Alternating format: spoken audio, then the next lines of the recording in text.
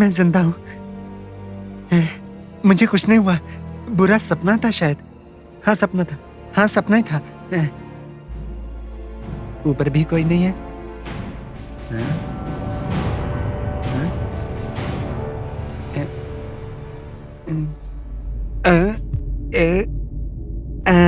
ये है। यही रहा तो ऐसे बुरे बुरे सपने आएंगे। चित्रलिंगा निकल ले यहाँ से। यहाँ नहीं रहना बिल्कुल। चल चल चल। गुरुजी, गुरुजी, बुरा सपना आया मुझे गुरुजी।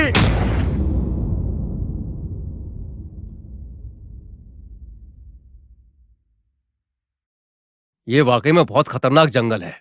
अगर उन्होंने सही समय पर अपने आदमी नहीं भेजे होते तो हम बहुत ही मुसीबत में पड़ जाते। बिना कुछ सोचे समझे कूद पड़े तो ऐसे ही होगा ना। वैसे भी आपका ये धैर्य मेरी तो समझ में नहीं आता। कितनी बार बोलूं आप सुनते नहीं हैं। एक तो बिल्कुल नई जगह है, ऊपर से जंगल है। ऐसे बिना सोचे जाना ही क्यों और फंसना भी क्यों? जानबूझकर मुझे फंसने का शौक है क्या? सिचुएशन ही वैसी थी। अचानक बच्चे गुम हो जाते हैं तो सब ऐसे ही करते हैं। सही कहा। 2 दिन तक घर में सब परेशान हो गए थे। उन 2 दिनों में बड़ी माँ ने खाना और पानी तक नहीं छुआ था। जो भी हो, बच्चों का मिलना बहुत ही अच्छी किस्मत है। Dad is correct. मम्मी हर बात पर डरती रहती है। बस करो अब। तुम्हारे डैडी एक धैर्यशील है और तुम तो बहुत ही बहादुर हो। लाइफ में ऐसी चीजों को फेस करना बहुत हिम्मत की बात है। हर बात पर इतनी सीरियस क्यों हो जाती हो? जब से हम यहाँ पर आए तब से देख रहा हूँ तुम थोड़ा मूडी हो गई हो। सही कहा। मुझे यहाँ का वातावरण अच्छा नहीं लग रहा। वातावरण का क्या है, हमारे शहर से बहुत ही बेहतर है। वहाँ की हवा में पोल्यूशन, वाटर पोल्यूशन, इंसानों का भी पोल्यूशन। वहाँ से तो ज्यादा पोल्यूशन यहाँ पर है। इसीलिए कब क्या हो जाएगा ये सब सोचकर घबराती रहती हूँ। बेटा हरीश, तुम जाके खेलो जाओ। Okay daddy. अब बोलो, वो पोल्यूशन क्या है? उस प्रसाद का बर्ताव बिल्कुल भी अच्छा नहीं है। बड़ी माँ की संपत्ति हड़पने के लिए वो और उसका पापा लगे हुए हैं। दिन रात दोनों इन्हीं ख्यालों में रहते हैं। जब आप लोग घर पर नहीं थे तब आके बड़ी माँ को बहुत कुछ सुना के गए। कोर्ट से लॉयर का नोटिस भी भेजा। उसकी धमकियाँ जब भी याद आती हैं मुझे तो बहुत ज्यादा डर लगता है। हाँ, अब तक जीजू यहाँ नहीं आए करके वो इस भ्रम में है कि पूरी संपत्ति उनकी है। भ्रम नहीं है। बड़ी माँ की सारी संपत्ति उस प्रसाद के नाम पर ही करने वाले हैं। उसी के आधार पर लॉयर कोर्ट से नोटिस लेकर आए थे।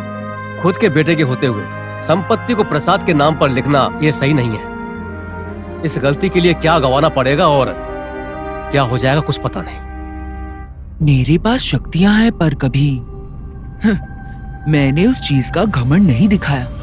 जो भी शक्तियां हैं उसे गलत काम के लिए उपयोग नहीं किया था। धर्म के खिलाफ भी उपयोग नहीं किया, गलत इस्तेमाल नहीं किया। शक्तियों का दूसरों के भलों के लिए उपयोग कर दिया है मैंने, ताकि सबका भला हो। मेरी बात सुनो जरा। देखो बेटा, तू मुझसे छोटा है इसलिए कह रही हूँ।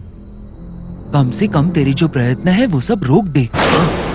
ये क्या माँ, ये क्या बोल रहे हो आप? मेरी बात को मानकर नागराज से माफी मांग के प्रार्थना करनी चाहिए। अपने दोष का प्रायश्चित करो बेटा। माँ, बंद करो आपका ये भाषण। सहायता मांगने आया हूँ और तुम ज्ञान दे रही हो। ये ज्ञान देना बंद करो। माँ होने के नाते सहायता करोगी, ऐसा मैंने सोचा था। वो नाग शक्ति कितने भी महान क्यों ना हो, लेकिन उसको रोकने की शक्ति तुम्हारे पास है। तुम्हारी शक्तियों के बारे में मुझे पता है। मुझे बचा लो माँ। मुझे बचाओगी कि नहीं? बोलो माँ, मैं अंतिम बार पूछ रहा हूँ माँ। बोलो माँ, बोलो बोलो। बस और कुछ नहीं है, तुम्हारे भले के लिए बोल रही हूँ। उससे ज्यादा मैं कुछ बोल नहीं सकती हूँ। उस नागमणि को तुम नाग भैरवी के स्वाधीन में रख दो बेटा। माँ, ये क्या कह रही हो तुम? क्या नागमणि को उस नाग भैरवी के स्वाधीन कर दूं? और उसके पास जाकर उससे क्षमा मांगू मैं? शाबाश, बहुत अच्छा बोली मेरी माँ। तुम मेरी माँ हो ना, तो मेरी एक बात तुम भी सुन लो। उस नागमणि को देना, मेरे लिए वो नागमणि देना असंभव है। उससे क्षमा मांगना तो उससे भी ज्यादा संभव है। जब तक मेरे शरीर में प्राण है तब तक ये नहीं हो सकता, नहीं हो सकता ये। वैसे भी तुम्हारे बारे में जानते हुए भी तुम्हारे पास आया हूं। धिक्कार है इसके लिए मुझे। तुम में तुम्हारे बेटे के लिए भी करुणा नहीं है, तुम्हारे पेट से जन्मे हुए बेटे के लिए भी दया नहीं है। धर्मशास्त्र तो खूब जानती हो तुम, लेकिन बेटे को बचाने का धर्म भूल गई हो। गुस्से में कही गई जो बातें हैं वो तो अनर्थ ही करेगा, आत्मरक्षा के लिए उपयोग नहीं होगा। धर्म मार्ग पर चलोगे तो हमेशा सबका भला ही होता है। गलत रास्ते पर जा रहे हो तुम, तुम्हें आखिर कौन बचाएगा? तुम बचा सकती हो, तुम ही हो जो मुझे बचा सकती हो माँ। देखो माँ, इस दुनिया में अगर कोई मुझे बचा सकता है तो वो तुम हो। देखो माँ, तुम अपनी मंत्र शक्तियों के बल से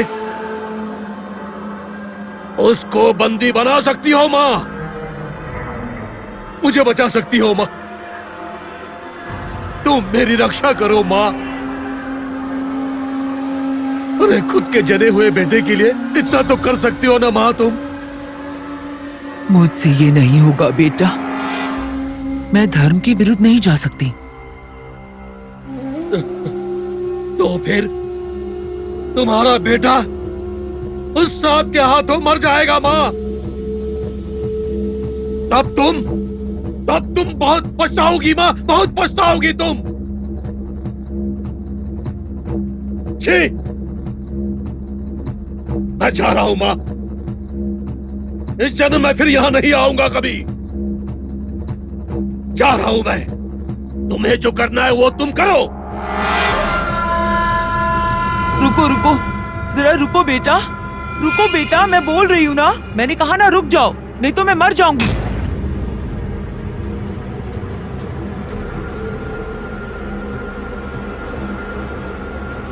मैं तो मर जाऊंगी तुम्हारे जैसे दुष्ट आदमी को पैदा करके। मैं पहले से ही मर रही हूँ, समझे? जिंदगी में मेरी सारी शक्तियां मैंने सिर्फ भले के लिए ही इस्तेमाल की है। महान काली बात सुनिए, इसको सही मार्ग दिखाना तुम्हारे हाथ में नहीं है।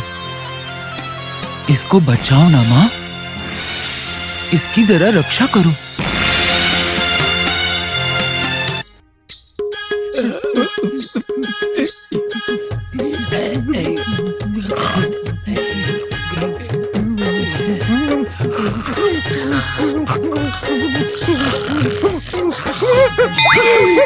अरे क्या हुआ? अरे क्या हुआ?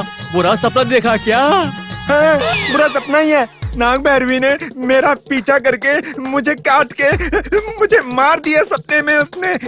अरे ज्यादा मत डरो, मुझे भी सपना आया था। नाग भैरवी ने मुझे डस लिया और मैं मर गया था, पर मैं मरा हूँ क्या? गुरुजी ने हमें ताबीज दिया है ना, नाग भैरवी कुछ नहीं कर सकती, डरो मत। हाँ, गुरुजी ने दिया है ना इस रक्षा कवच को, भरोसा नहीं है क्या? वो नाग भैरवी चाहे कुछ करे ना करे, लगता है मैं इस डर से जरूर मर जाऊंगा। डरो मत, मुझे भी मत डराओ। डर तो लगेगा ही ना, लेकिन डरने से कोई फायदा नहीं। जब तक गुरुजी नहीं आते हम माताजी से प्रार्थना करते हैं। हाँ, ऐसा ही करते हैं। हाँ। माँ परमेश्वरी, अखिलांडेश्वरी, माँ परमेश्वरी, माँ परमेश्वरी, अखिलांडेश्वरी, माँ परमेश्वरी, अखिलांडेश्वरी, माँ परमेश्वरी, अखिलांडेश्वरी, माँ परमेश्वरी, अखिलांडेश्वरी, माँ परमेश्वरी।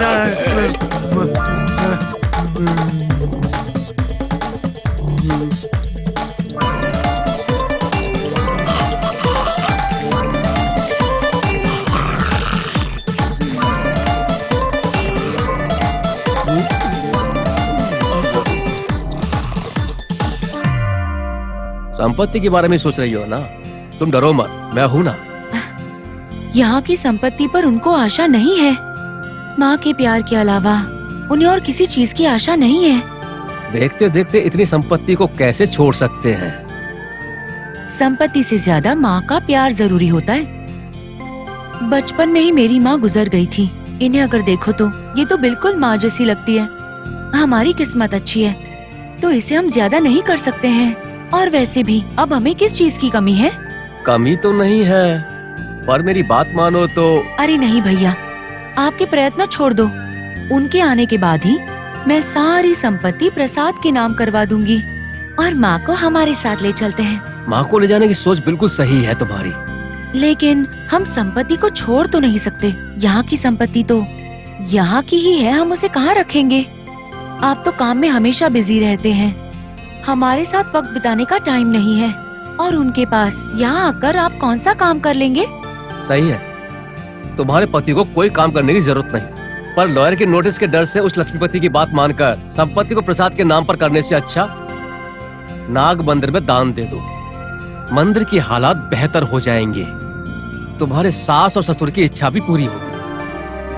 सही है, गुड आइडिया। हमारे घर की देवता का कम से कम इस तरह तो भला कर सकते हैं। मैं उनसे बात करूंगी।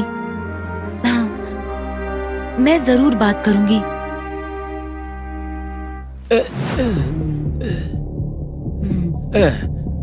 सुनो चित्रलिंगा। बोलो शंभुलिंगम। हमारे गुरुजी ने लगता है उस नाग भैरवी को जमीन में जिंदा गाड़ कर गलती की है।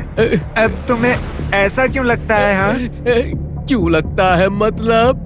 जब से उन्होंने ऐसा किया है, क्या हम पेट भरकर खाना खा रहे हैं? नहीं नहीं। चैन की नींद सो पा रहे हैं? नहीं, क्या? बिल्कुल नहीं। एक कदम उठा के दूसरा कदम रख पा रहे हैं क्या? इसलिए पूछ रहा हूँ। उस नाग भैरवी ने हमारे 2 आदमियों को काट कर मार दिया। पर कहाँ मार दिया था? जहाँ पर नाग भैरवी को जिंदा गाड़ दिया था वहीं मैं पर। भी वही बोल रहा हूँ। चित्रलिंगा, अब और कौन बचा है? तुम और मैं ही ना। है, हमारे पास गुरुजी का दिया हुआ ताबीज है ना। ताबीज तो है। इस ताबीज पर तुझे भरोसा नहीं, मतलब गुरुजी पर भरोसा नहीं? ऐसा कुछ नहीं है, थोड़ा बहुत तो भरोसा है? पूरा भरोसा नहीं है। मतलब अब हम क्या करेंगे? क्या करेंगे? क्या करेंगे? इस जंगल में एक डोरा नाम का आदमी है, उसे बहुत कुछ पता है। उसके पास बहुत शक्ति है। हम किसी को भी बिना बताए उसके पास चलते हैं। अगर ये बात गुरुजी को पता चल गई तो? कैसे पता चलेगा? जाएंगे तो हम दोनों ही ना, मैं तो नहीं बोलूंगा। मैं भी नहीं बोलूंगा तो। मत बोलना। हम उसके पास जाएंगे, उससे और एक तावीज बनवाएंगे। उस तावीज को गुरुजी को दिखाएंगे नहीं, हम अपने अंदर छिपा के रखेंगे। जिंदा रहे उतना ही काफी है।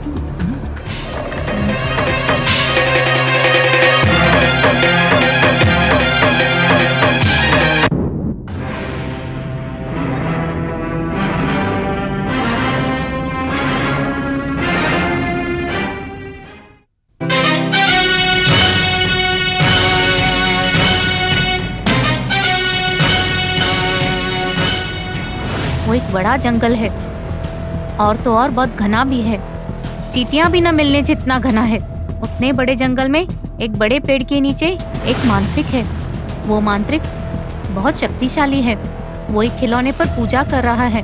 पूजा के समय में ही एक नींबू लेकर उसने उस खिलौने पर निचोड़ दिया। फिर जाकर नीचे से एक चाकू उठाया और फिर उस खिलौने पर खचाक खचाक मारने लगा। उससे बच्ची घर में जोर जोर से चिल्लाने लगी। उस समय उस बच्ची को क्या हो रहा है समझ ही नहीं आ रहा था। क्या करना है नहीं पता, कहाँ जाना है नहीं पता। तभी वो घर से बाहर निकल गई और निकल के जंगल की तरफ चली गई। तभी उस बच्ची को देखकर सारे जानवर इधर उधर भागने लगे।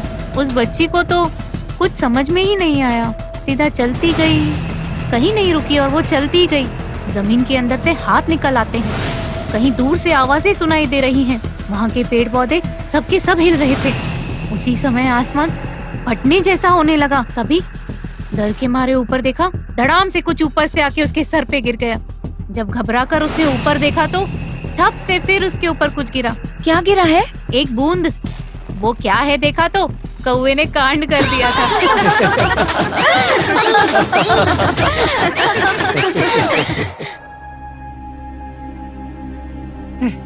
गया मैं तो।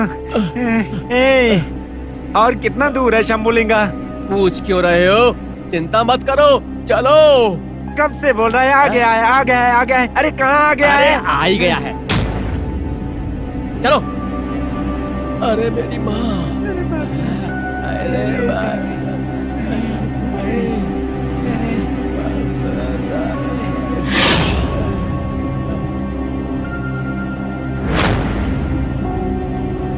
अरे चित्रलिंगा रुको, उधर कहाँ जा रहे हो? तूने मुंह इधर को उठा रखा था तो तेरे पीछे चल रहा हूँ ना। उधर नहीं, इधर। वहाँ से जाएंगे तो बहुत दूर पड़ेगा, इधर से जाएंगे तो नजदीक पड़ेगा। चलो इधर से चलते हैं। ऐसा है क्या? अरे चलो।